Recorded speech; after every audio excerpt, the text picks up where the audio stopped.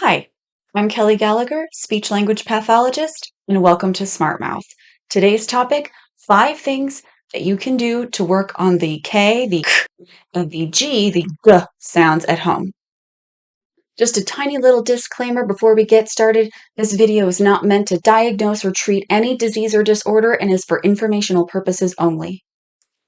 Tip number 1, your K and your G sounds are the exact same sound except with your voice turned on. In fact, when I work with students, a lot of times I'll have them take their hand and put it on my throat so that they can hear the difference between that K and the G sounds. They can hear my voice turn on for that G.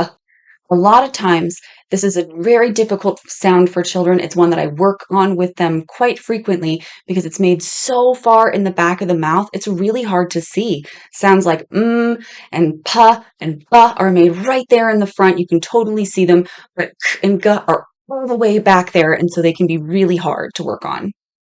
Tip number 2, lollipops are your friend.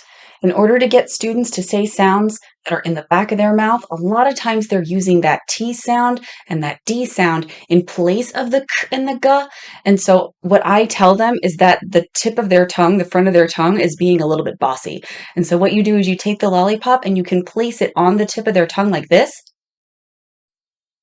And then that forces the back of their tongue to work for that K and that G sound.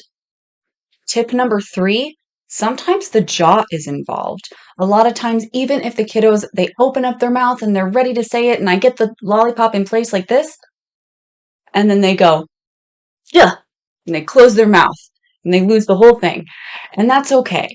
But in that situation, you can take that lollipop and you can turn it on its side. I wouldn't recommend using like a circle lollipop or anything, like a Tootsie Pop or anything.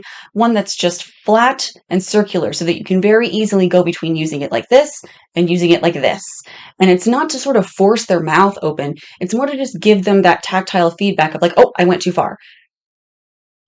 Tip number 4, try to avoid words that have the T and the D in them. Words like cat and dog and goat, they all have that T and that D in them. And so you're going to get tat and dog and dote. And you definitely don't want those. Stick to words that sort of stay back there or are single syllable like key and go and gum and game so that they can close their mouth on that lollipop as they're working on it, but they also aren't having to fight that thought of having to go to that T or that D. Tip number 5, if they get it down in one word, sometimes that is all you need. I like to call those anchor words. So you drill that word, you get it down cold in that word, and then you use that word to sort of branch out into other words. So as you're going through your day, you can say, oh, game, wait a minute. That has the same sound like go in it. Let's try that one. Go, game.